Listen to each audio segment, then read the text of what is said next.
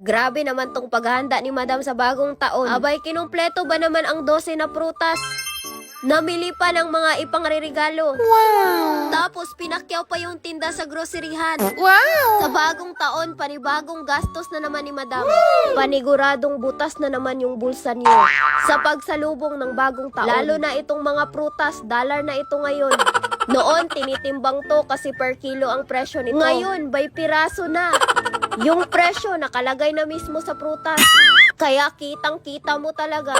Siyempre, nakasanayan na din naman natin na maglalagay tayo ng 12 na iba't ibang klase ng prutas na ilalagay sa lamesa. Katulad nitong madam nyo, na stress na sa kakahanap na bilog na prutas. Baka pwede na din itong abukado. Alam nyo ba kung magkano yan? 65 pesos ang isa. Partida, ganyan pa kaliit. Etong rambutan, 10 pesos ang isang piraso. Ang daming binili ni nanay sa akin, lalo na itong itlog. Dito na din ako sa may gilid-gilid bumili ng mga ricados. Nako, ngayong bagong taon, magsisilabasan ang kayamanan ng mga tao. Dito din mauubos yung sweldo, bonus at 13th month mo. Siyempre, magbida-bida ka sa pagbili ng mga regalo. Katulad nitong madam nyo. Buti na lang, madaming nakasabit na sale dito. Hindi naman yan susulong kung alam niyang madidihado siya. Binilhan niya ng regalo yung papa niya. Hindi na magiging surprise to kasi sinama ba naman niya. Mahirap na, magkamali tayo sa size. Boboards pa naman tong madam nyo. Dito pala kami sa Plaza Dipolog namili ng mga pangregalo. Siyempre, hindi lang yung papa niya yung bibilhan niya. Wala yung anak si madam pero madami yung pamangkin. Hindi kasi nakabigay si madam ng regalo nung Pasko. Kaya ngayon, naniningil na sa kanya. Iba din tong mga pamangkin ko. Nag-demand pa kung ano yung gustong regalong ibibigay ko sa kanila. Kaya etong si madam, tutuparin niya talaga itong mga wishlist ng mga pamangkin niya. Naniniguro talaga si madam kung sakto ba talaga yung mga sizes. Kapag hindi kasya, si madam pa talaga yung may kasalanan. Mga sapatos tong mga pinamili ni madam para masuot at magamit din nila tuwing papasok ng school. Wow! Sinadya talaga yan ni madam para magsumikap silang mag-aral at pumasok sa eskwelahan. Abay, sino ba yung hindi papasok sa eskwelahan kung bago ang shoes? Sa dami ng mga pamangkin ni madam na bibigyan ng mga regalo, talagang maghihirap siya pagkatapos nitong pagsalubong ng bagong taon. Pero mautak tong madam nyo. Naghanap talaga yung may sale. Ginawang merkado yung mall, talagang tumawad pa. Nawala na talaga yung pagiging madam nito. Bumili din ng mga baso si madam para sa mansyon. Abay, nagkakaubusan na talaga. Ewan ko ba, siguro pati yung baso sinama na din sa pag-inom. Hindi lang baso yung nagkaubusan sa mansyon. Pati na din itong mga kutsara. Abay, baka sinama na din sa pagkain. Yung iba kong mga kutsara nangapit bahay na. Alangan namang babawiin pa, kaya bumili na lang itong madam nyo. Hindi naman pwedeng magbagong taon na walang kutsara at baso. Baka isang taon din kaming magkakamay nito. Bago nga umuwi, naggrocery nga muna itong si madam. Kasama nga itong mga angkan niya. Iba din to maggrocery si madam kung ano-ano lang talaga yung pinupulot. Nagbase din ako sa paniniwala ni nanay. Kapag madami ka daw stock na pagkain sa bahay, nitong pagsalubong ng bagong taon, isang taon ka din daw na hindi mauubusan ng pagkain. Siyempre, wala namang masama kung maniwala tayo.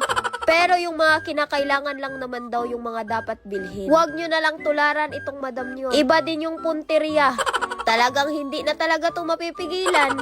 Nako madam, isang taon ka ding maging lasinggeran yan. Para daw ito sa mga uncle at pinsan niya na ginagawang tubig yung alak. Hindi na talaga magbabago kasi sa bagong taon nag-iinom. Muntik pang nasarahan ng groceryhan sa dami ng mga pinamili ni madam. Aba madam, inubos mo na naman. Paano na yung iba?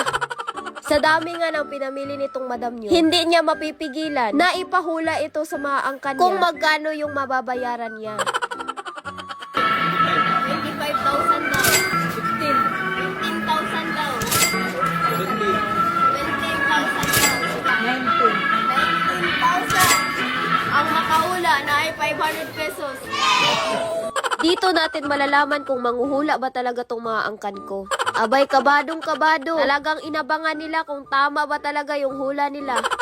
Hanggang sa lumagpas na nga ng 15,000 itong babayaran. Sumabla yung hula ng auntie ko. Eto na nga at umabot na ng 17,000 mahigit. Hindi din tinamaan itong pinsan ko. Unti na lang talaga yung natira. May pag-asa pang matamaan pa ito ni nanay. 19,000 yung hula niya. Unting kembot na lang talaga. Pero hanggang dun lang talaga eh.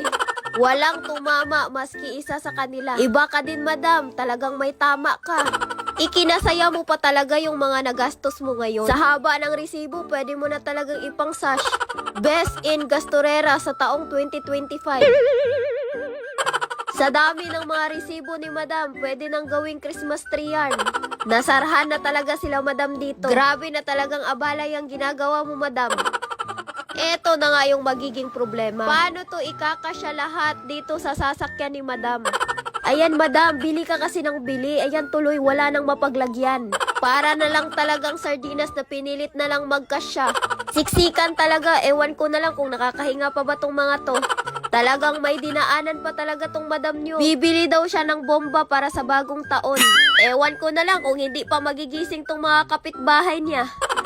Naswertehan kasi ni Madam na merong nagpa-fireworks sa daan. Alam nyo na, bida-bida din tong Madam nyo. Kaya ayan, bumili din siya ng fireworks para sa bagong taon. Anong oras na nakauwi sila Madam dito sa kanila? Sobrang napagod talaga yung mga angkan niya. Nagkalat na nga itong mga pinamili dito sa mansyon niya. Kanya-kanya na lang sa pagdiskarte kung paano to ililigpit. Yung mga lulutuin para sa bagong taon. Eto nga at binalik nila sa karton. May cute pa kaming bisita dito. Parang teddy bear kaya yung atensyon nasa kanya talaga. Hindi may iwasang magtatampo itong dinosaur ko. Parang gusto na niyang dunggaban talaga oh.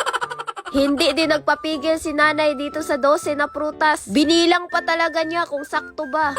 Buti na lang talaga na perfect ni Madam ito. Wow! Dahil dyan Madam, may tama ka talaga.